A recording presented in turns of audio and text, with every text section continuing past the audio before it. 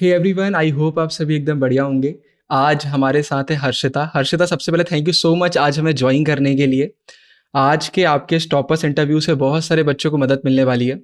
इससे पहले मैं आपसे क्वेश्चन पूछूं, मैं सबसे पहले चाहूँगा कि आप अपना एक शॉर्ट इंट्रोडक्शन दे दें, बच्चों को बता दें आपने ट्वेल्थ में कितने मार्क्स स्कोर करे थे, अभी आप क्या कर रही हैं और ट्वेल्थ में आपके क्या क्या सब्जेक्ट्स थे।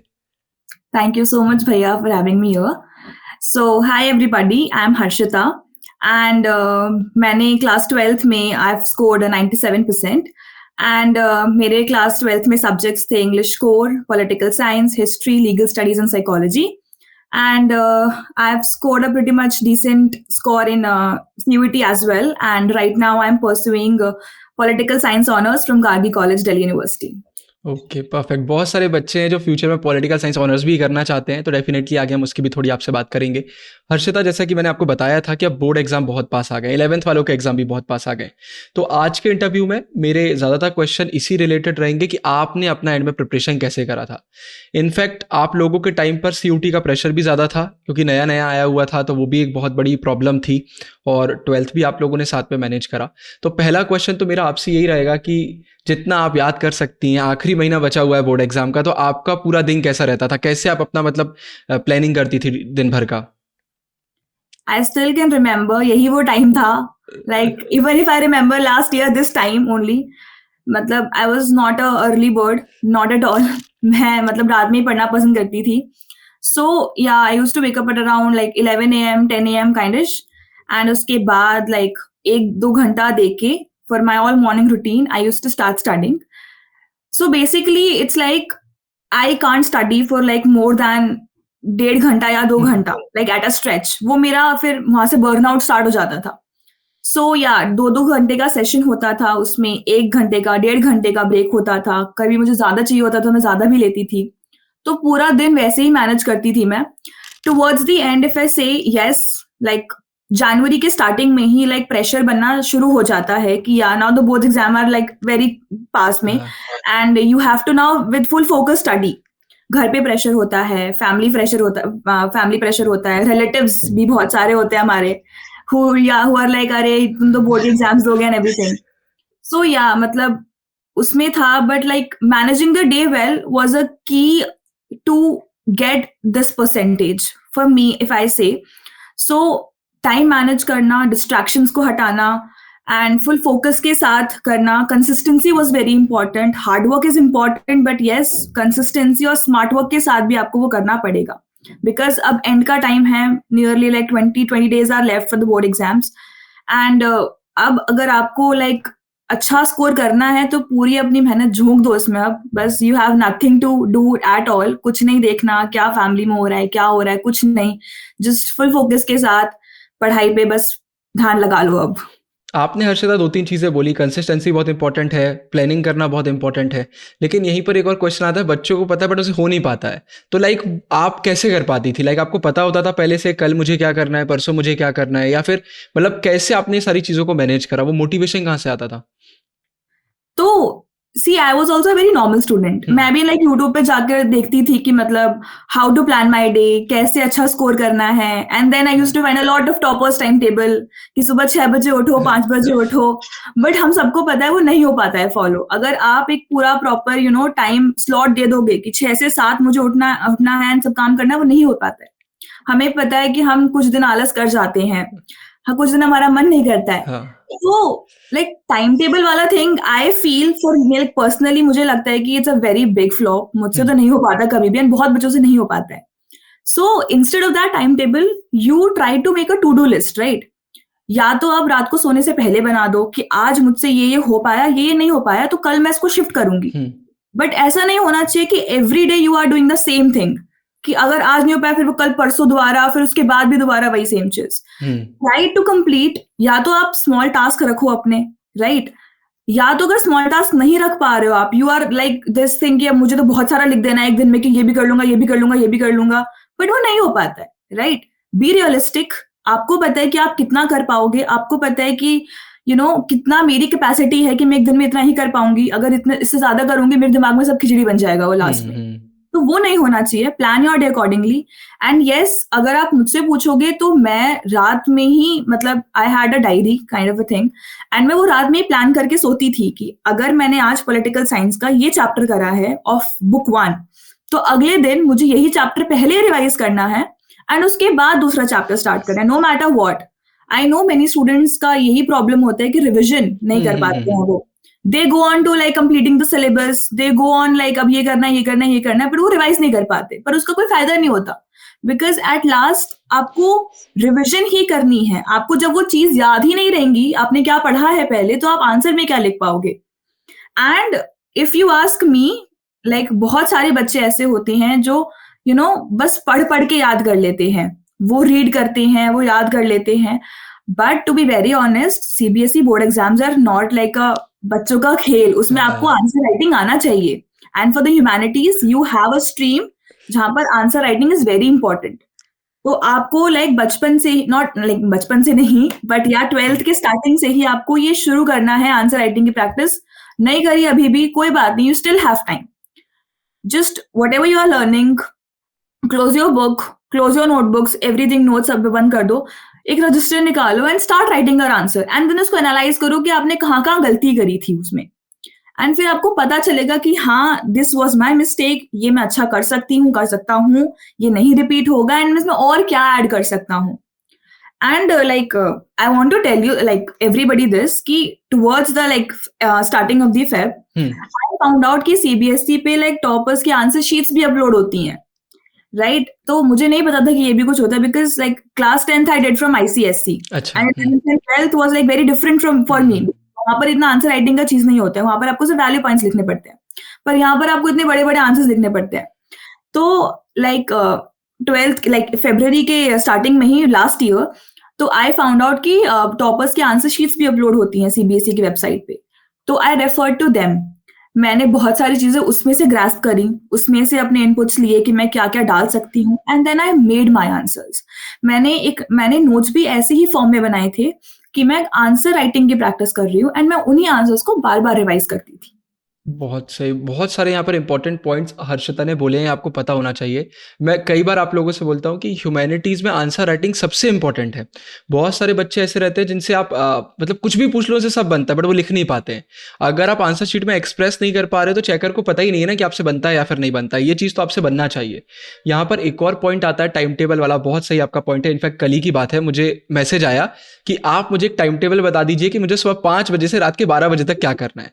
मैंने बोला भाई ये चीज़ कोई आपको बता नहीं सकता है, आपको खुद देखना पड़ेगा. हर किसी की लाइफ बहुत डिफरेंट होती है, और ऐसा टाइम टेबल कभी फॉर जो भी बोलता है अगर आके, तो या तो वो एक एक्सेप्शन है, बट ऐसा होता नहीं है कि कोई ऐसा है जिसने महीने भर सेम टाइम टेबल फॉलो कर लिया.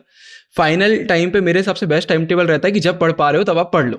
और अगर आप एक बहुत ही फिक्स टाइम टेबल फॉलो करते हो, उसकी एक और बहुत बड़ी प्रॉब्लम ये है कि जिस दिन आप उसको फॉलो नहीं कर पाते आप गिल्ट में चले जाते हो कि अरे यार आज तो सुबह नहीं उठ पाया, आज तो ये नहीं हो पाया. और यहाँ पर हर्षिता ने एक और बात बहुत इंपॉर्टेंट बोली कि ये मुझे किसी ने भी एडवाइस करा था कि मान के चलिए एग्जाम को एक दिन बचा हुआ है, 5 चैप्टर आपको आ रहे हैं, क्या बेटर है 5 चैप्टर कर लेना या 2 चैप्टर करके उनको अच्छे से रिवाइज कर लेना. आंसर आपको लगेगा 5 चैप्टर, लेकिन वो गलत है. अगर आप एक दिन में 5 चैप्टर नहीं कर पा रहे हो तो इट्स बेटर कि 2 अच्छे से करके रिवीजन कर लो, क्योंकि 5 आप अपने आप को सेटिस्फाई करने के लिए कर लोगे, लेकिन एग्जाम में ना पहला बनेगा ना दूसरा बनेगा. तो आप बिल्कुल इसको पकड़ मत लेना, सिलेबस आपको पूरा करना है, बट हाँ revision is more important. Harshita, मेरा आपसे एक और क्वेश्चन है. बच्चे बहुत पूछते हैं कि आखिरी में एक प्रॉब्लम और ये आती है कि देखो भाई सिलेबस ऐसा तो नहीं है कि हर बच्चे का हर सब्जेक्ट में सेम चल रहा है. कुछ सब्जेक्ट डिफिकल्ट लगते हैं, कुछ इजी लगते हैं, किसी में रिवीजन चल रहा है, किसी में सिलेबस बचा हुआ है. तो वो मैनेज कैसे करें फिर कि भाई सारे सब्जेक्ट्स करना है, उसको मैनेजमेंट नहीं हो पाता है. सो अगर सिलेबस कंप्लीट करने की बात आती है, आप स्कूल में हो, आपने यूटीज दिए हैं, साइकिल टेस्ट दिए अपने, हाफ ईयरली दिए हैं, 2 बार बोर्ड्स दे चुके हो आप, तो सिलेबस अभी भी रहता है. अगर इट्स एन इशू है वो इशू अब तो, क्योंकि इतनी बार आप पढ़ चुके हो, अभी भी आपसे नहीं हुआ, तो अब क्या करना है. सी फॉर मी अगर सिलेबस रहता है, यू लाइक अगर आप अभी भी आपका सिलेबस रहता है on like what is today, like 6th हो गया, 6th हो गया, या 6th of Feb, अभी भी आपका सिलेबस रहता है. टेक 2 days, जितना भी सिलेबस रहता है वन शॉट देखो उसका. चैप्टर रीड करने का टाइम नहीं है अब आपके पास, क्योंकि आप उतना टाइम दे भी नहीं सकते हो. वन शॉट देखो, प्रीवियस ईयर क्वेश्चंस देखो क्या क्या आते हैं, अब सिर्फ उन्हीं क्वेश्चंस पे इंपॉर्टेंस दो आप जो आपको लगता है कि इतने सालों से वो पूछे जा रहे हैं एंड वो अभी पूछे जाएंगे बिकॉज उनका वो है importance. So don't go for like reading the chapter in deep and उसको समझना. अभी पता है आपको लगेगा कि हाँ मैं ये भी कर सकता हूँ, पर नहीं हो पाएगा वो. Go for one shot videos.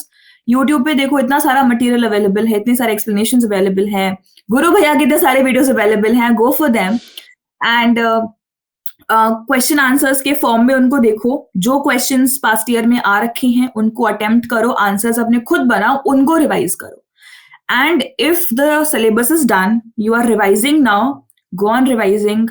Like आपको लगेगा कि हाँ मैं दोबारा पढ़ रहा हूँ, मैं सब कुछ भूल चुका हूँ, उस चीज को सब कुछ भूल चुकी हूँ, अब तो मुझे कुछ याद नहीं आ रहा. वो लगेगा, इट्स वेरी नॉर्मल. कुछ भी इसमें वो खराब वाली बात नहीं है कि मुझे नहीं आ रहा है, ओ भगवान क्या हो गया, अब क्या होगा. It's nothing like that. Just full focus के साथ, फुल डिटर्मिनेशन के साथ you just go on revising. रुकना नहीं है बस. मतलब अगर आपको लगेगा अभी कि नहीं अब नहीं हो पाएगा, अब क्या करूं, लाइक होपलेस हो गए बिल्कुल आप कि अब तो मुझसे ये भी नहीं बन रहा, ये आप चैप्टर भी नहीं बन रहा, ना ये याद हो रहा है ना वो याद हो रहा है, वो होगा. It's okay, it's normal. But ऐसा नहीं है कि आपको याद नहीं है. अगर आप बुक बंद करोगे एंड एग्जामिनेशन में कल भी अगर एग्जाम देने जाओगे ना, आप सब आंसर लिख पाओगे, मुझे पता है. हो जाएगा, इतनी कोई बड़ी प्रॉब्लम नहीं है. यहाँ पर हर्षिता ने एक बहुत इंपॉर्टेंट पॉइंट रखा और बहुत सारे लोगों को मिस करे होंगे, वो है स्मार्ट वर्क. आपको स्मार्ट वर्क करना होगा, टाइम अलोकेशन सीखना होगा आपको. बहुत सारे लोग ये गलती करते हैं, मतलब मुझे मैसेज आता है भाई देखो कई बार ना ये रियलाइजेशन करना बहुत ज़रूरी है कि अब क्या करना पॉसिबल है और क्या करना पॉसिबल नहीं है. आप हर बार वही ट्रेडिशनल अप्रोच नहीं अपना सकते कि पहले तो ये करना है फिर ये करना है फिर वो करना है. टाइम ही नहीं तो क्या करोगे. इनफैक्ट हर्षिता, इस पर मैं आपका भी टेक चाहूँगा. बहुत सारे लोग गलती क्या करते हैं, मैं आपको एग्जाम्पल देता हूँ. जैसे हिस्ट्री में एमसीक्यूज में इमेज बेस्ड क्वेश्चन एक आएगा, राइट, आपको एमसीक्यू में. अब बच्चे क्या करते हैं, पीछे पड़े हुए हैं, इमेज बेस्ड बता दो, इमेज बेस्ड बता दो. मतलब 1 मार्क का क्वेश्चन है और उसमें उन लोग घंटों लगा रहे हैं. असर्शन रीजनिंग की अगर बात करते हैं, 2-3 एमसीक्यू में आएंगे अगर हम सारे सब्जेक्ट्स का एवरेज ले लेते हैं. नो डाउट बहुत इंपॉर्टेंट है, लेकिन क्या आपके हिसाब से इतना इंपॉर्टेंट है कि इस पर मैं 4-4 दिन दे देना चाहिए, 5-5 दिन दे देना चाहिए. मतलब यूट्यूब पे हम स्पेशली जाके सर्च कर रहे हैं कि बस कहीं से यही वीडियोस मिल जाएं और क्या चांस है कि वही आ जाएगा. तो आपके हिसाब से क्या बेटर है कि भाई थोड़ा देख कर काम करना चाहिए या फिर बस जो सब कर रहे हैं वही करते रहो. या इट्स वेरी इंपॉर्टेंट. मतलब एक्चुअली मुझे भी लगा था ये लास्ट में कि भाई देखो असर्शन रीजनिंग मुझसे ना तो मेरे प्री बोर्ड में ठीक हुए वो, ना मेरे यूटीज में ठीक होते थे. मतलब असर्शन रीजनिंग हमेशा गलत जाते थे. तो मैंने बाद में देख लिया था कि मैं वो 1 या 2 नंबर के लिए अपना पूरा इतना एग्जाम तो खराब नहीं करूंगी. I focus on my other parts, जो मेरे स्ट्रॉन्ग पार्ट्स है. मेरा आंसर राइटिंग बहुत स्ट्रॉन्ग था, मैं उस पर ध्यान दे रही थी. वन वर्ड आई नो, देखो जब आप आंसर राइटिंग की प्रैक्टिस करते हो ना, वन वर्ड अपने आप हो जाते हैं, उस पर इतना वो नहीं करना होता. अगर आप चैप्टर रीडिंग ध्यान से कर रहे हो, चैप्टर रीडिंग के टाइम पे अगर आपका लाइक इधर उधर मन चला जाता है तो उन पिक्चर्स को देखो आप कि वो किसके बारे में है. आपको ऐसा नहीं है कि वो रटना ही रटना है, you just have to keep them in mind. जब आंसर आप लिखते हो बोर्ड एग्जाम्स में, वो अपने आप याद आ जाते हैं. उसका इतना कोई टेंशन लेने की जरूरत नहीं है. Picture based questions, see I would suggest अभी से उसकी टेंशन इतना मत लो. आपके बोर्ड एग्जाम्स के बीच में इनफ टाइम आपको मिलता है. आप 1 दिन पहले 2 दिन पहले you just see a video. बहुत सारी वीडियोस अपलोड हो जाएंगी, गुरु भैया अपलोड कर देंगे, उनको देखो एंड जस्ट सी. एंड उन पिक्चर्स को बस बुक में एक बार देखो. इतना मतलब उस पर फोकस करने की या फिर रोने की जरूरत नहीं है कि मुझे नहीं आता है. इट्स ओके, नहीं आएगा तो क्या होगा, 1 नंबर जाएगा, 2 नंबर जाएंगे, इट्स फाइन. पूरे एग्जाम तो ठीक जाएगा ना आपका, पूरे में तो आपको 78 मिल ही जाएंगे. So don't worry about that, don't cry about it. Just focus कि आप अपनी तरफ से बेस्ट कितना कर पा रहे हो. जो नहीं बनेगा वो नहीं बनेगा, फिर उस पर इतना जो हमारे हाथ में है ही नहीं उसके लिए रोने का क्या फायदा. बहुत इंपॉर्टेंट पॉइंट है कि आपको ये समझना पड़ेगा कि कहाँ टाइम देना है, कहाँ पर टाइम नहीं देना है. और हर्षिता का पॉइंट बहुत सही है. कुछ चीज़ ऐसी रहती हैं जो सिर्फ फ्रेश मेमोरी में होना चाहिए, जैसे मैप, कार्टून, ये सब आप एग्जाम से 1 दिन पहले अगर सुबह उठ के भी अगर आप एक बार बस रिवाइज करके चले जाओगे, गलत नहीं जाता है. ये नहीं है कि अब आपको मैप पहले से थोड़ा थोड़ा करो, बट जैसे ये नहीं है कि अब आपको मैप एक इतनी इंपॉर्टेंट चीज़ है कि वो आप डेली करते रहोगे. आप अभी कर लो, इसके बाद बस एंड में एग्जाम वाले दिन सुबह उठकर या फिर 1 दिन पहले आप जल्दी से देख लोगे, आपसे बनेगा. कार्टून इमेजेस एक बार देखोगे, बस मेमोरी में होना चाहिए. अभी आपका मेन फोकस चैप्टर पर होना चाहिए कि चैप्टर हो रहा है कि नहीं हो रहा है. हर्षिता, यहाँ पर एक क्वेश्चन और मेरा आपसे ये रहेगा कि मतलब ये कब हमें समझ में आना चाहिए कि भाई अब इनफ हो गया है. बच्चों को ऐसा लगता है कितना भी कर लो इनफ नहीं है. मतलब कभी तो एक पॉइंट आता है ना जब लगता है यार इनफ है, बस अब इससे आगे और कुछ करते हैं. बच्चे बोलते हैं 10 बार कर लिया, 20 बार कर लिया, लेकिन नहीं, ऐसा लगता है अभी कुछ भी नहीं हुआ है. इनफ है.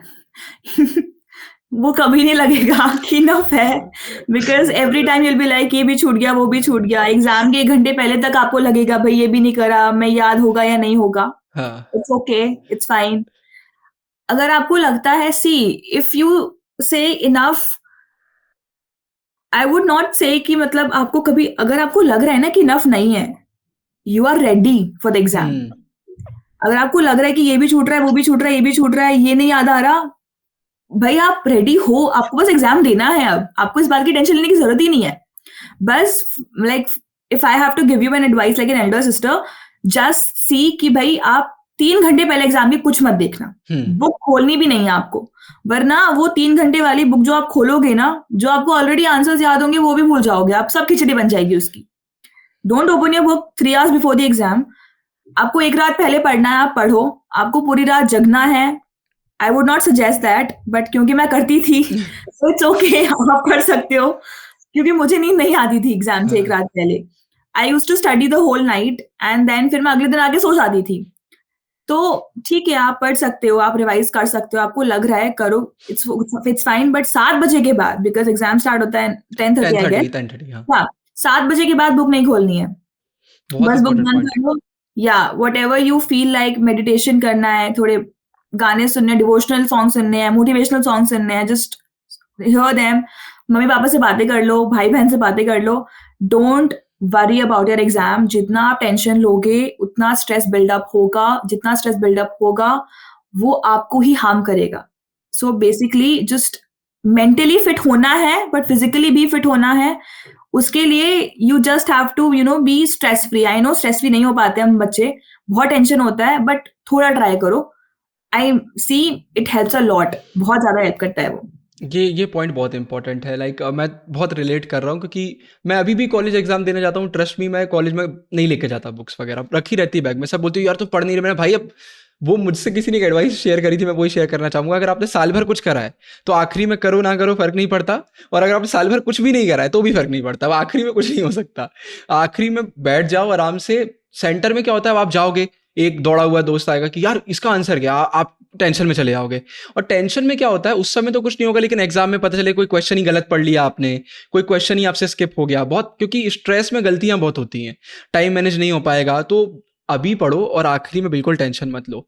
हर्षिता, इसी से रिलेटेड एक और मेरा क्वेश्चन है कि एनजाइटी, स्ट्रेस आप बात कर ही रहे हो, आपको पता है बच्चों को बहुत एनजाइटी होती है इस समय। मतलब लिटरली मुझे डेली के मैसेज आते हैं, रात में नींद नहीं आती है, ऐसा लग रहा है सब कुछ छोड़ के भाग जाना चाहिए।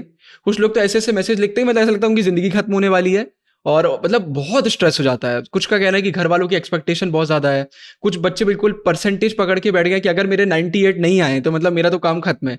तो ऑब्वियसली आपको भी एंजाइटी, स्ट्रेस हुआ होगा, तो आपने कैसे डील करा था? Best person to ask this question, क्योंकि लाइक towards the end, जुलाई अगस्त में I also had experienced a lot of anxiety. मुझे भी पैनिक अटैक्स आते थे। I was also consulting a psychologist for this. तो वो था लाइक एंजाइटी रहेगी आपको, एंड एंजाइटी इसलिए नहीं होती बिकॉज आपको डर लगता है, इट्स बिकॉज कि लोग आपसे एक्सपेक्ट करते हैं कि our parents expect this from us, and अगर हम वो नहीं कर पाए तो क्या होगा। आई स्टिल रिमेम्बर कि मेरा हाफ ईयरली का लाइक एग्जाम था पॉलिटिकल साइंस का, एंड मेरा सिलेबस खत्म नहीं था, एंड मुझे रिवाइज करने थे 2 चैप्टर्स अभी भी, and I didn't have time, and उस चीज के स्ट्रेस में I had a panic attack, and I just ruined my exam. तो वो नहीं करना है उस टाइम। लाइक माई पेरेंट्स और my mom was my biggest supporter, उन्होंने बहुत हेल्प करी है इस पूरी जर्नी में। But see, yes, anxiety happens, stress happens, आपको नींद नहीं आएगी, it's okay, it's not okay, but फिर भी ठीक है। इट्स लाइक आपको नींद नहीं आएगी, वो बहुत बच्चों को नहीं आती है। एंजाइटी से डील करना, see what I prefer to do is, because I believe in God. So अगर एंजाइटी से डील करना है, I used to listen a lot of devotional songs, right. तो मैं सुबह उठते ही मतलब मेरा ये रूटीन बन चुका था फरवरी के स्टार्टिंग में ही कि मैं अपनी मॉर्निंग पढ़ाई से स्टार्ट कर ही नहीं सकती हूँ। I used to wake up in the morning, मैं लाइक पानी पीती थी, and then I used to do some yoga, ताकि मेरा मेंटल स्टेट ठीक रहे, ताकि मैं पूरे दिन अपने लाइक मेंटल स्टेट को ठीक कर पाऊं, एंड मेरा बर्नआउट नहीं हो इतनी जल्दी। बिकॉज अगर मैं वो नहीं करूंगी, मैं अपने ही दिमाग को इतना इंपॉर्टेंस नहीं दूंगी, उसको इतना टाइम नहीं दूंगी, तो फिर वो मेरे लिए ही हार्मफुल है। To deal with anxiety I would prefer, अभी से आप स्टार्ट कर सकते हो। आप दिन में नहीं जल्दी जग सकते हो, इट्स ओके, इट्स फाइन, मत जगो। जब आप जगो, just take some time, sit somewhere very quietly, do some yoga, do some meditation. Meditation नहीं होती है, फोकस नहीं बनता, इट्स फाइन, योगा करो। थोड़े अगर आप लाइक भक्ति वक्ति में आप हो, just listen to those songs, they help a lot. Talk to your parents, talk to your mom, brother, sister, whoever you are comfortable with. Even if you like, I say friends, मेरे friends ने बहुत help करी थी during this time, they were always there with me. रात के 3 बजे भी अगर I am feeling an like anxiety, I used to call my friend and like वो हमेशा मेरे साथ खड़े रहते थे। तो मेक दीज फ्रेंड्स जो आपकी हेल्प करें, ना कि आपको नीचे नीचे दिखाएं वो। तो yes, good circle of friends, having a good environment is very important. बहुत इंपॉर्टेंट है। हर्षिता, इसमें मेरा आपसे एक और क्वेश्चन है यही इसी को लेकर। जैसे आपने बताया कि आप थेरेपी वगैरह ले रही थी, तो आपको इंडिया का पता है, बहुत सारे लोग घर पे अगर बोलेंगे तो उनको घर से निकाल दिया जाएगा कि अरे ये सब कुछ नहीं होता है। बट आपने ली हुई है थेरेपी, तो वहाँ पर आपने कुछ सीखा हो या उन्होंने कुछ आपको बताया जो आप शेयर करना चाहते हैं, जिससे आपको लगता है कि आपको बहुत मदद मिली और बच्चों को मिल सकती है? Yes, it actually helped me a lot because मुझे ना like बचपन से ही being an elder daughter, you know, there are a lot of expectations कि हर एक चीज आपको perfect करनी है बिल्कुल। मिस्टेक्स आप कर ही नहीं सकते हो, एंड वो मेरे अंदर चीज वो इंस्टिल थी एकदम से। When I went to her, like she has told me this कि you are running after perfection. आप गलतियां करना ही नहीं चाहते हो, आप डरते हो गलतियां करने से, because if you commit mistakes, you will think कि what will my parents think, what will society think, what will my relatives think, मेरा भाई क्या सोचेगा। वो सोचना ही नहीं है, it's okay, humans only make mistakes, right? अगर आप गलतियां नहीं करोगे, आप सीखोगे कैसे उस चीज से। एंड वो चीज लाइक आई हैव इतनी ज्यादा वो चीज मेरे दिमाग में अभी भी है कि now I don't even like, you no, मैं डरती नहीं हूँ अब गलतियां करने से। आप करो, गलतियां होंगी आपसे, गलतियां, इट्स फाइन। अगर अभी नहीं करोगे तो बाद में सीखोगे कैसे आप। It's okay, don't run after perfection. For me, it's like, I know it's a taboo still. Even my father thought कि ये क्या है. Even, you know, he didn't know what anxiety is. He didn't know what panic attack is. उनको like, मैं इतना उनसे discuss भी नहीं करती थी, but like my mom, जब मैंने उनको समझाया कि मतलब ये होता है, my brother, who's my like younger brother, मैंने उनको समझाया, they were like always there for me. मेरा छोटा भाई था, he was like, just like, you know, my इतना मतलब उसने मेरा साथ दिया है। Any time I was feeling low, any time was feeling like depressing, hopeless या फिर कुछ भी, he used to just come, hug me and say, दीदी तू कर लेगी यार, तू क्या इतना टेंशन ले रही है, तू बचपन से करती आ रही है, तू कर लेगी अभी भी। तो वो है ना, आपके पास एक इंसान होना चाहिए, नो मैटर व्हाट, वो आपके साथ खड़ा है।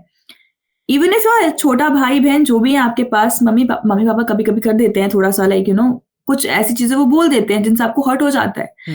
और जो छोटे भाई बहन होते हैं, बड़े भाई बहन होते हैं ना, they are like, you know, इतना ज्यादा सपोर्ट करते हैं वो आपको। इतने छोटे होते हैं वो, but then also they speak some lines जो आपको इतना ज्यादा इम्पैक्ट कर देती हैं उस चीज से, and they leave a so much impact on us. तो वो एक चीज बहुत इंपॉर्टेंट है। See, if you want to take therapy और you want to like consult a psychologist, you can. If like your parents don't think, it's fine, अपने teacher से बात कर लो। मेरे भी स्कूल में एक टीचर थी जिन्होंने मेरी बहुत हेल्प करी थी इस चीज में। She was also my counsellor, तो she also help me a lot.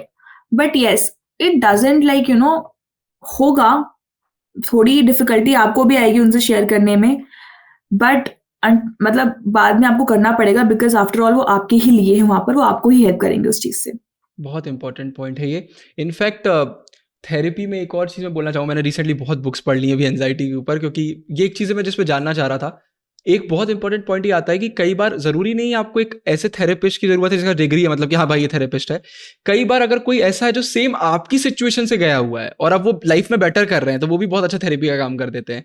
जैसे आप किसी चीज़ को लेकर परेशान हो और कोई और आ जाता है जो सेम उसी परेशानी से निकल के आज खुश है, और उन्होंने कोई टिप शेयर कर दी तो बहुत मदद मिलती है। लेकिन इसका पहला स्टेप जो हर्षिता ने कहा वही निकल कर आता है, आपको एक्सप्रेस करना पड़ेगा। अगर आप लोगों को बताओगे ही नहीं कि आप सफ़र कर रहे हो, किसी को नहीं पता चलने वाला।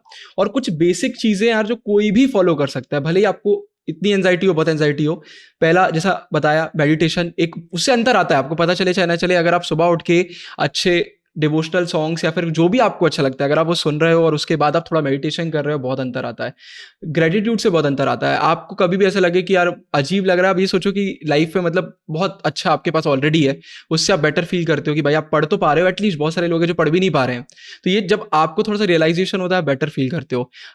वो कुछ लोग एडवाइस देते हैं, सही में वो तो दिमाग घूमता है कि अरे टेंशन मत लो, ये सबसे वर्स्ट एडवाइस है। मतलब कोई को अगर एंजाइटी और आप उसको बोल रहे हो कि अरे तुम टेंशन मत लो, ये सामने वाला ही समझ सकता है कि ये कोई ऐसी चीज़ नहीं होती जो आप इंटेंशनली कर रहे हो, बस वो हो जाती है आपके साथ। और तरीका यही है, और एक आपको डीप रियलाइजेशन होना चाहिए कहीं ना कहीं कि आज नहीं तो कल ये चीज़ ठीक हो जाएगी, राइट? मतलब ये लाइफ टाइम नहीं है कि एंजाइटी चलती रहेगी बढ़ती रहेगी, ऐसा कभी नहीं होता है। मुझे भी याद है, मुझे बहुत बार पैनिक अटैक्स तो नहीं आया, लेकिन जब मुझे आया है मुझे पता नहीं था कि मुझे एंजाइटी की डॉक्टर ने मेडिकेशंस लिखी हुई हैं, मुझे क्रॉनिक इलनेस थी, तो उसमें उन्होंने लिख दी, मुझे बताया भी नहीं। महीने भर मुझे दवाई चल रही है, उसके बाद मैंने वो बंद, मुझे पता नहीं था, मैंने बंद कर दी। मुझे ये नहीं पता था कि एंजाइटी के विड्रॉल सिम्टम भी होते हैं अगर आप एकदम से बंद कर देते हो। वो मैंने बंद करी, और उस दिन जो मुझे पैनिक अटैक आया है सुबह सुबह 6 बजे, मैं ही जान रहा हूँ। तो वो बहुत खतरनाक चीज़ होती है, बट ये है कि डील कर लेते हो आप। आपको थोड़ा ये आइडिया रखना चाहिए, मैं तो इनफैक्ट इस पर एक वीडियो भी बनाऊंगा कि सबसे पहले तो थोड़ा सा आपको इमोशन से खुद को डिटैच करना है। मतलब वो टेम्पररी है, लाइक आप एक स्टेशन में बैठे हुए, ट्रेन आ रही है इमोशन की, वो चली जाएगी। अगर आप उस ट्रेन में बैठ गए फिर वो लंबा चलती है, तो थोड़ा सा उसको भाव देना कम करना चाहिए। जैसे आपको एकदम से कोई नेगेटिव थॉट आया, आप उसको पकड़ के मत बैठ जाओ आप कि अरे ये थोड़ा सा आने दो, जाने दो। आप भी अग्री करोगे हर्षिता, आई राइट? या श्योर, वो नेगेटिव थॉट्स आएंगे, बहुत ज्यादा लगेगा कि अरे हो ही नहीं पाएगा, कर ही नहीं पाऊंगी, अब मैं कैसे कर पाऊंगी, आएंगे वो, इट्स फाइन। ऑप्टिमिस्टिक रहो, बस अपने अंदर जो आपका आपका आपके ऊपर जो ट्रस्ट है ना, वो मत जाने दो। बस अगर वो चला गया फिर कुछ नहीं बच पाएगा, वो बहुत ज़रूरी है। वो बस रखना चाहिए आपको। और आसपास हर्षिता ने जो मेंशन करा, बहुत इंपॉर्टेंट पॉइंट है, अच्छे लोग होना बहुत ज़रूरी है। अगर आपके आसपास टॉक्सिक लोग हैं ना, वो आधा तो डिप्रेशन वो देते हैं, बट अगर आज आसपास आपके अच्छे लोग हैं तो डेफिनेटली आपको मदद मिलेगी। और यूट्यूब पे यार आप सर्च करा करो, एक से एक वीडियोस अवेलेबल है हर टॉपिक पे, और बहुत बहुत अच्छी वीडियोस अवेलेबल है। हर्षिता, मेरा आपसे एक और क्वेश्चन है कि सीयूटी एग्जाम बोर्ड्स के बाद होता है, लेकिन फिर भी बच्चों को टेंशन अभी होती है। मतलब अभी बोर्ड्स की टेंशन कम है, सीयूटी की टेंशन ज़्यादा है 12th वालों को। तो मैं उनको ये बोलता हूँ कि भाई सिलेबस बहुत सेम है, अगर आप 12th अच्छे से कर रहे हो सीयूटी आपका हो जाएगा। बट आप बता दीजिए, आपने सीयूटी में अच्छा परफॉर्म करा हुआ है और आपने 12th में करा हुआ है, तो आपकी क्या एडवाइस रहेगी? To be very honest, thinking about CUT now मत सोचो प्लीज। बिल्कुल सिमिलर सिलेबस होता है, आपके जो लाइक कोर सब्जेक्ट्स हैं, योर एवरीथिंग इज सेम, कुछ अलग नहीं पढ़ना आपको। आपको 1 महीना मिलेगा, उसके बाद उसमें आप जितना कर सकते हो उतना करो ना। सी, इफ आई से political science, if I talk about, तो अगर आप अभी उसका लाइक बुक से पढ़ रहे हो सब कुछ, रीड मार रहे हो एंड सब कुछ कर रहे हो, लास्ट में if you are thinking now कि अभी से मैं सीयूटी पढ़ूंगा, प्लीज डोंट, बिकॉज बोर्ड में वो नहीं आएगा, राइट? उसमें भी आपको करके क्या फायदा? डू थिंग्स ना which will help you in board, right? So don't do it now. After your board exams, take a week break, and then फिर आप क्या करो, उसको दोबारा से स्टार्ट करो। लाइक अगर आप पॉलिटिकल साइंस उठा रहे हो, फॉर एग्जाम्पल हिस्ट्री उठा रहे हो, आप just read that read every line.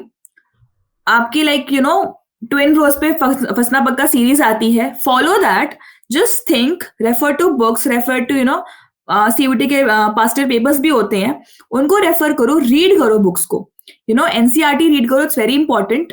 आप उसको रीड करोगे, आपको आधी चीजें आ जाएंगी। एंड सीयूईटी में टेंशन लेने की जरूरत नहीं है, बिकॉज उसमें ऑप्शंस मिलते हैं आपको बस एलिमिनेट करना आना चाहिए। अगर आपने वो लाइन पढ़ रखी है ना आज, एंड सीयूटी में जाके आप वो देखोगे, वो आपको एकदम से आंसर क्लिक करता है कि हाँ ये है इसका आंसर। कंफ्यूजन होती है कभी कभार, but elimination is the key for that, right?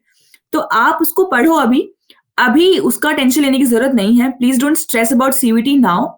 आप उसके लिए स्ट्रेस करोगे, please don't ruin your board exams यार, दे आर वेरी इंपॉर्टेंट। अगर आप बोर्ड एग्जाम्स के लिए अच्छे से तैयारी करोगे, सीयूटी अपने आप हो ही जाएगा।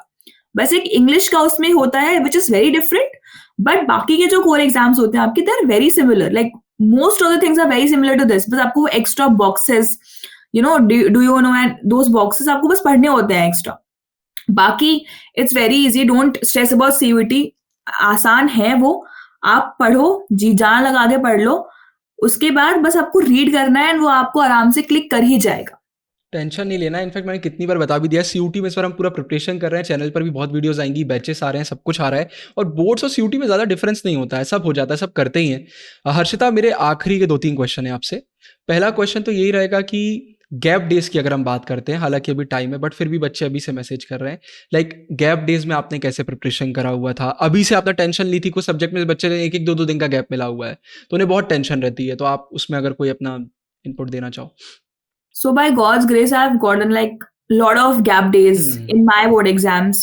Like कभी कभी तुम्हें 13 days का गैप मिल जाता था, जी। तो उसमें तो पता है कि भाई कोई नहीं पढ़ता इतना 13 days every day you can't study, right? You take a day off, you take a 2 day off, it's fine. But yes, अगर आपके like 4-5 दिन का गैप है, it's fine, you can do it. बस उसमें ना आपको प्रोक्रास्टिनेशन नहीं करना है कि भाई आज नहीं कल से पढ़ूंगा मैं, नहीं वो नहीं करना है, बिकॉज वो कल नहीं आता फिर। आज से करो, थोड़ा करो, चाहे मैं नहीं ये कह रही कि 8-8 घंटे पढ़ने बैठो अभी। If you are studying like 4-5 days का गैप है, जिस दिन आप एग्जाम देके आ रहे हो कुछ मत पढ़ो, उस दिन रेस्ट करो, give your mind some rest, and अगले दिन से आप स्टार्ट करो पढ़ना। थोड़ा थोड़ा थोड़ा करके ही ना यू विल डू इट। ऐसा कुछ में स्ट्रेस लेने की जरूरत नहीं। अभी से आप गैप डेज की स्ट्रेस ले रहे हो, डोंट डू इट।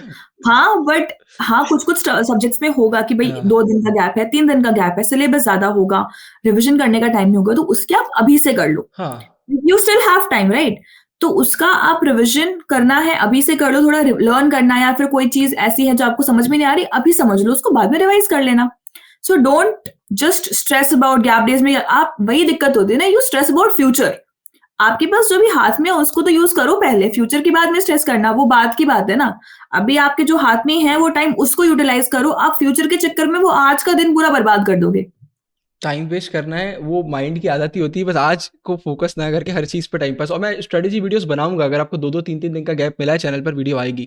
यहाँ पर हर्षिता, मैंने आपसे किसी सब्जेक्ट का क्वेश्चन नहीं पूछा क्योंकि ऑलरेडी बहुत हमने वीडियोस डाली हुई हैं, बट एक क्वेश्चन है, लीगल स्टडीज़ आपका था, राइट? और ये एक ऐसा सब्जेक्ट है इसका यूट्यूब पर भी कुछ नहीं मिलता है और बच्चे बहुत परेशान रहते हैं। इनफैक्ट इतने कॉमेंट आते हैं कि आप भी जल्दी से कुछ करिए, हम आगे फ्यूचर में डेफिनेटली करेंगे।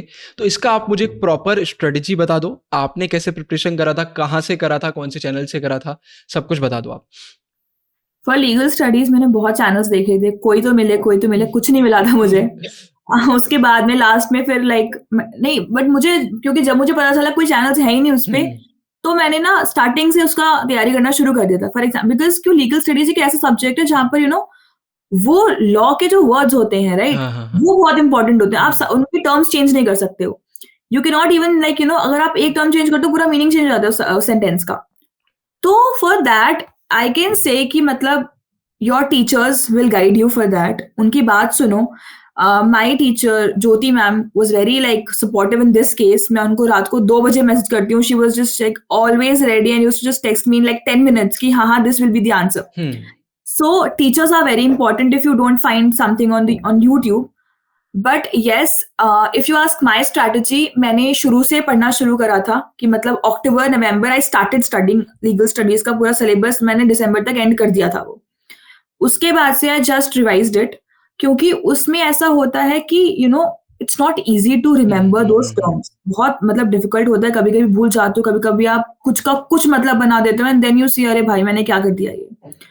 प्री बोर्ड से आपको बहुत हेल्प मिलेगी। प्री बोर्ड्स के पेपर्स रेफर करो, पास्ट ईयर पेपर्स रेफर करो आप। लास्ट ईयर बुक भी चेंज हुई थी हमारी, तो उससे बहुत बड़ा इम्पैक्ट पड़ा था हमारा कि मतलब लास्ट टू लास्ट ईयर की बुक अलग थी और हमारी बुक अलग थी। तो उसमें भी हमें बहुत ज्यादा चीजें देखनी पड़ी थी कि भाई अब क्या क्वेश्चंस पूछे जाएंगे। But like fortunately our book was this kind of a thing कि उसमें हर एक चीज ना एक पॉइंट वाइज मैनर में बनी हुई थी, तो हमें पॉइंट्स तो ढूंढने नहीं पड़ते थे। क्वेश्चन आंसर फॉर्म में बुक थी वो, तो इट हेल्प्ड अ लॉट। कौन सी बुक थी हर्षिता, वो मेंशन कर दीजिए आप लोगों ने, कौन सी, एनसीईआरटी थी या कोई और बुक? या एनसीईआरटी थी वो हमारी, बट वो न्यू एडिशन था एनसीईआरटी का। सो वो भी बहुत, शायद इस बार भी वो सेम ही है। सो मतलब you refer to that book. अगर आपको अगर यूट्यूब पे कुछ नहीं है तो एनसीईआरटी को ही मान लो जो है आपका। Revise that, read that again and again, मत छोड़ो उसको। कुछ चीजें नहीं आती, बहुत सारे ऐसे होते हैं, केस स्टडीज होती हैं, केसेस होते हैं आपके पास, तो उनमें तो आप अपने टर्म चेंज ही नहीं कर सकते हो ना, कि आप स्टोरीज तो बना ही नहीं सकते हो, जो है वही करो।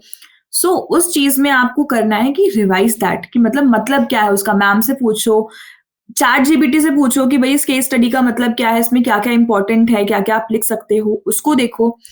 एंड अगेन वही चीज जो मैं हमेशा करती थी, I used to write a lot.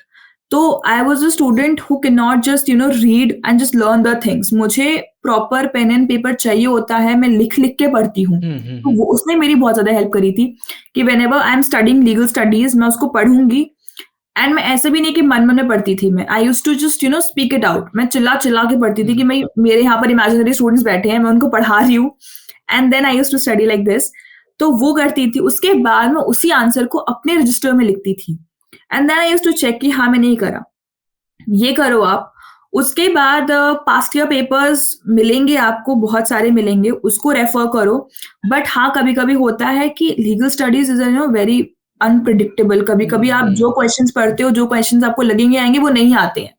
कभी-कभी ऐसा होता है you know the things but फिर वो आप एग्ज़ाम में जाके भूल जाते हो। हाँ, लाइक वो मेरे साथ चीज़ हुई थी। लाइक मेरे एग्ज़ाम में 13 डेज़ का गैप था। बट मैंने वहाँ पर थोड़ा-सा प्रोक्रेस्टिनेट करा था, बट 2-3 दिन करा, उसके बाद मुझे अक्ल आ गई कि भई पढ़ ले, अब क्या कर रही है यार? तो मैंने करा एंड वो एग्ज़ाम के दिन ऐसा हुआ, कुछ एक ऐसी लीगल मैगज़ीन थी जिसका मतलब मुझे नहीं पता था एंड वो 4 नंबर का क्वेश्चन था। नाउ आई वाज़ लाइक अब मैं क्या करूँ इस क्वेश्चन का? क्योंकि मुझे नहीं आ रहा एंड उस टाइम पे मुझे ये नहीं पता था कि just the other side of the paper आपको हिंदी में बताते हैं वो पूरे एंड मुझे नहीं पता एंड मैं कह रही हूँ यार इसमें क्या करना है एंड फिर जब मेरे एग्जाम मतलब तब तो मैंने कुछ ना कुछ लिख दिया उसमें, ना कुछ नहीं हुआ। बट जब मेरे एग्जाम खत्म हुआ मैंने लास्ट में पूछा अपनी फ्रेंड से कि डिड यू नो दिस? तो she said obviously I know this. Side में देखती ना यार तो यहाँ पर लिखा हुआ था हिंदी में। मैंने कहा यार मुझे क्या पता था, पहली बार तो सीबीएसई बोर्ड एग्जाम्स दे रही हूँ मैं। सही बात है। तो वो हुआ था एंड वो करो, लीगल मैगज़ीन से ज़्यादा ध्यान दो बिकॉज़ कभी-कभी ऐसा होता है same to same legal magazine को उठा के ही क्वेश्चन बना देते हैं कि इसका मतलब क्या है, एक्सप्लेन करो या किस कॉन्टेक्स्ट में ये दिया गया है। वो केस स्टडीज़ को बहुत ज़्यादा रेफर करो। आपके जो सब्जेक्ट का डिवीज़न है कि इसमें से इतना मार्क्स आएगा, इसमें से इतना। बहुत बार ऐसा होता है हमारे यूनिट में 4 चैप्टर्स होते थे और उसमें से बोला गया 20 नंबर का है। नाउ यू डोंट नो कि हर एक चैप्टर में से कितने मार्क्स का आएगा। तो जब ऐसे चीज़ें होती हैं, जब आपको लाइक पूरा यूनिट में 4 चैप्टर्स दे रखे हैं एंड उसमें आपको नहीं पता कि हर एक चैप्टर का कितना ज़्यादा वेटेज है, डू ऑल दोज़ चैप्टर्स। अपनी टीचर से एक बार कंसल्ट करो कि उसमें कितने चैप्टर्स मतलब कितने क्वेश्चंस बन सकते हैं, क्या ये इम्पोर्टेंट है या नहीं इम्पोर्टेंट है। रेफर टू हर एंड उसके बाद जस्ट रिवाइज़ इट। इतना कुछ ज़्यादा टेंशन लेने की ज़रूरत नहीं है, अभी से मत लो प्लीज़। मतलब just revise it again and again. उसको पढ़ा आपने, इट्स फाइन। दोबारा पढ़ो, तीसरी बार पढ़ो, चौथी बार पढ़ो, एग्जाम के पहले तक पढ़ते रहो उसको। आप जितना उसको पढ़ोगे वो आपके दिमाग में चीजें घुस जाएंगी और फिर आप अपने आप आंसर लिख दोगे उसके। Thank you so much Harshita. अब लीगल स्टडीज़ वाले मुझे कमेंट्स में नहीं बोलेंगे कि भाई आप हमारे लिए कुछ नहीं करते हैं, आप इसको देखना समझना। हर्षिता मेरा अब आपसे आखिरी क्वेश्चन है, बच्चों को बस आप कुछ भी करके बता दीजिए कि वो भी कर सकते हैं। लाइक एक जब टॉपर उन्हें बोलता है कि हाँ भाई आप कर सकते हैं तो उनका मन होता है। लाइक आपने भी ये फेस करा होगा 12th में, आपको भी डाउट होते होंगे होगा नहीं होगा कैसे होगा। तो आखिरी में मोटिवेशन और कुछ आप कहना चाहती हैं, हो सकता है आपने कुछ सोचा होगा वो मैंने क्वेश्चन ही नहीं पूछा आपसे, तो आखिरी में जो आप कहना चाहती हूँ। See, if you are just doubting yourself, please don't. Because ऐसा हुआ था कि मैंने ना 12th के स्टार्टिंग में बहुत ढील दे दी थी। तो I was not scoring good marks. And even if I tell you, मेरे प्री बोर्ड 2 में I had scored 40 out of 80 in my like history exam. Okay, बहुत बड़ा मोटिवेशन है बच्चों के लिए। 50%। and in my board exam I got 96 out of 100. So you see how much difference is that. And मैंने उस चीज को दिल पे नहीं लिया था। It's fine, प्री बोर्ड ही तो है यार, क्या हो जाएगा इसमें। See, आप सबको पता है कि प्री बोर्ड में ना थोड़े डिफिकल्ट पेपर्स बनाते हैं, डिफिकल्ट चेकिंग होती है and it's because of you, ताकि आप इम्प्रूव करो, राइट। मेरा बहुत बार ऐसा हुआ था, like I had scored like percentage of 82 in my CT1 and then from that 82 I had scored to 97. You see the difference what I am saying? difference है, yes. Yeah. तो ऐसा नहीं है कि अगर आपने शुरू से तैयारी नहीं करी है तो आप नहीं कर पाओगे। मैंने भी नहीं करी थी, मैंने भी लाइक सितंबर अक्टूबर से ही शुरू किया था ना, धीरे धीरे शुरू करा था। मैंने अपने आप को इतना स्ट्रेस नहीं दिया था बिकॉज आई न्यू मैं स्ट्रेस दूंगी मेरे लिए ही वो हार्मफुल होगा। आप कर सकते हो। See, don't doubt yourself, you have got this. आप करके ही दिखाओगे। सी, आपको ना अपने ऊपर विश्वास होना चाहिए कि if nobody is trusting you, right, you should have that trust on you because after all you know कि आपने उस चीज के ऊपर कितनी मेहनत करी है। सिर्फ आपको ही पता रहता है कि आप रात भर जागे हो उस चीज के लिए। Nobody seize that, everybody sees a result. It's the harsh reality, but कोई नहीं देखता आप कितनी मेहनत करते हो पीछे से। आप रात भर जाग रहे हो, आप अपनी स्लीप सैक्रिफाइस कर रहे हो, आप अपनी पार्टी सैक्रिफाइस कर रहे हो, आप रिलेटिव अपने फंक्शन सैक्रिफाइस कर रहे हो उनके लिए। Nobody seize that, right? After all जब आपका वो जो आपने एम बना रखा है फॉर 96, 97, 98 जो भी है, just write it on a paper and stick it on a wall.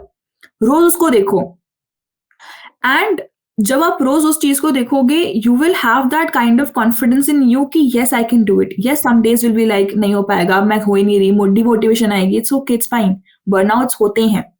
If you feel some days like you are having a burnout, आपसे पढ़ाई नहीं हो रही, आप बहुत घंटे से बैठे हुए हैं, कुछ आपके दिमाग में नहीं घुस रहा, just take a day off. उस दिन आप बिल्कुल आराम करो, डोंट स्ट्रेस अबाउट एनीथिंग। अगले दिन से आप दोबारा पढ़ना शुरू करो, वो सब कुछ फ्रेश हो जाएगा। एंड उस चीज का गिल्ट लेने की कोई जरूरत नहीं है कि मैंने आज एक दिन ऑफ ले लिया। It's fine, it's for you. अगर आप वो एक दिन ऑफ ना लेते ना, आपके आगे के 3 दिन बेकार हो जाते। It's fine to give your 1 day instead of giving your 3 days, right? So उसके लिए एक है।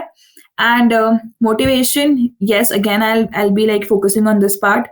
Please have a good friend circle. Please have a good environment. आपकी family आपकी biggest supporter होती है. Your brother, your sisters, your friends, everything. अभी मेरी बात मानो, किसी रिलेटिव के फोन उठाने ही नहीं है, बात ही नहीं करनी है किसी से। बिल्कुल, मैंने this thing I have done कि जनवरी के स्टार्टिंग से ही I have just told my mom कि अगर किसी का आपको नहीं पता कि वो लोग क्या बोल सकते हैं आपको। नो, जितने भी अच्छे हों, ऐसा नहीं है कि मेरे सारे टॉक्सिक थे, मेरे भी बहुत अच्छे थे, but still it's for me. कभी कभी आपको सेल्फिश होना पड़ेगा अपने लिए कि इट्स बिकॉज ऑफ मी कि मैं किसी का फोन नहीं उठा रही। सो जनवरी से 2-3 महीने मैंने किसी से बात नहीं करती except my family. Only my dada, my dadi, I just talk to them because उस टाइम वो भी मेरे साथ थे। एंड लाइक उस टाइम फैमिली कंडीशंस भी इतनी अच्छी नहीं थी। Baba was in ICU for a month, so वो हॉस्पिटल जाना रोज, फिर ये करना, फिर घर का टाइम मैनेज करना, फिर पढ़ाई मैनेज करना, वो भी बहुत टफ होता था मेरे लिए। सो वो भी करना है। You have your grandparents, you have your family, have your friend circle. Please stay away from friends who are just demotivating you कि मतलब नहीं हो पाएगा, तुमसे नहीं हो पाएगा, ये भी करना है, वो भी करना है, तूने ये रेफर नहीं कर, अच्छा मैंने तो ये भी कर लिया, वो भी कर लिया। Stay away from them. कुछ नहीं करा होता है उन्होंने, वो भी बस बोल रहे होते हैं। अगर आपको सिर्फ वो स्ट्रेस देंगे इस चीज का, आपको स्ट्रेस नहीं लेना है। Just refer to 1 source, 2 source, that's enough. NCERT बहुत ज्यादा है, वो करो आप, और उसके अलावा कुछ आता ही नहीं है। आपको टेंशन किस बात की लेनी है कि उस बंदे ने आगे की लाइक 4-5 रेफरेंस बुक्स और पढ़ ली तो आप उससे स्ट्रेस लोगे? अरे फायदा क्या है पर उस चीज का? आना तो NCERT है, राइट? एक्स्ट्रा मटेरियल जो आपको NCERT देती है, for example in political science, right, वो देती है। लास्ट ईयर वो नहीं आया था हमारे में। तो my friends have studied it already and like they were telling me कि तूने ये करा। मैंने कहा नहीं, मैंने तो नहीं करा, but I knew they it will not come. मैंने उनको नहीं बताया, बट आई न्यू कि इट विल नॉट कम। मैंने कहा मैं क्यों पढ़ूं उस चीज को? तो उस चीज पे बिल्कुल मत दो। Stick to the syllabus, stick to the weightage, कितने चैप्टर की कितनी वेटेज है उस पे करो focus. Please stay away from toxic people, they are not going to help you. कोई नहीं देखता है कितनी टॉक्सिसिटी आपके आसपास है। Have a good environment, believe in yourself, आप कर लोगे। I know everybody can do it. In fact, I want to tell you this. I had a friend who was in 11th, a very average kind of a student, right? Like she was not good, she was not good in studies. But when I saw her in 12th, she was a changed person. Like वो शुरू से ही उसने इतनी मेहनत करी थी कि she also scored the same percentage as me, right? And बहुत सारे बच्चे ऐसे होते हैं जो लाइक अपने कॉम्पिटिटिव एग्जाम्स भी दे रहे होते हैं 12th के साथ, right? Even like my friend also who was giving this, तो she also has done like wonders. Like 2 महीने उसने दिए थे, like December her exam got over and like January and February she give and she scored such good marks. तो अपने आप को कम नहीं आंकना है आपको कि मैं ये भी नहीं कर सकती, मैं वो भी नहीं कर सकता। जस्ट बिलीव इन योरसेल्फ, आप कर लोगे। Have a good friend circle, have a good environment. बस ट्रस्ट नहीं छोड़ना अपने ऊपर। बहुत बहुत इंपॉर्टेंट चीज़ है। लाइक एक लाइन मैंने सुनी थी, खुद को बदलने के लिए 1 साल नहीं लगता, 1 महीना नहीं लगता, 1 दिन नहीं लगता, 1 पल लगता है। अगर आप वो माइंडसेट स्विच कर लेते तो बदल जाता है। हर्षिता, आज आपने इतने सारे लेसन्स दिए हैं, मतलब बहुत बच्चों को सीखने को मिलेगा। 3 चीज़ें जो मैं रिपीट करना चाहूँगा, जो मैं सीख के जा रहा हूँ। सबसे पहला, आपने बार-बार यहाँ पर बात करी है कि आपको टाइम को लेके अवेयरनेस है, मतलब कि कब, कहाँ टाइम लगाना है। सेकंड चीज़ है सेल्फ लव, आपने बार-बार सेल्फ लव की बात करी है। और तीसरा पॉइंट निकल के आता है, मैं तो आपको पहले से बात करता हूँ मैं आपसे, कि एक आपका टाइम पीरियड ऐसा था जब आपको बहुत एंग्जायटी थी, स्ट्रेस थी, और आज पूरे इंटरव्यू में आपके साइड से सिर्फ पॉजिटिव वाइब्स आई हैं। तो मतलब एक कितना चेंज हो जाता है टाइम के साथ अगर आप खुद पर भरोसा रखते हो। तो 3 लेसन आज मैं आपके साथ लेके जा रहा हूँ इस इंटरव्यू से, और बाकी बच्चों को तो भर-भर के लेसन मिलने वाले हैं। थैंक यू सो मच आज हमें जॉइन करने के लिए। डेफ़िनेटली हज़ारों बच्चों को आपके इस इंटरव्यू से मदद मिलने वाली है। बहुत सारे बच्चे ऐसे भी होंगे जो आपके इंटरव्यू देखकर ही बाद में टॉप करने वाले हैं। तो थैंक यू सो मच आज हमें जॉइन करने के लिए। थैंक यू सो मच भैया, and I am wishing you all like very best of luck. अच्छे से करो अपने बोर्ड एग्जाम्स, टेंशन लेने की कोई जरूरत नहीं है, सब कुछ हो जाता है। बस भगवान पे भरोसा रखो, खुद पे भरोसा रखो, एंड जस्ट फोड़ के आ जाओ एग्जाम को। It's all I want to say. Thank you so much Harshita, बहुत ही प्यारा इंटरव्यू था यार। बस 1 सेकंड मैं रिकॉर्डिंग ऑफ कर लूँ। बहुत बहुत ही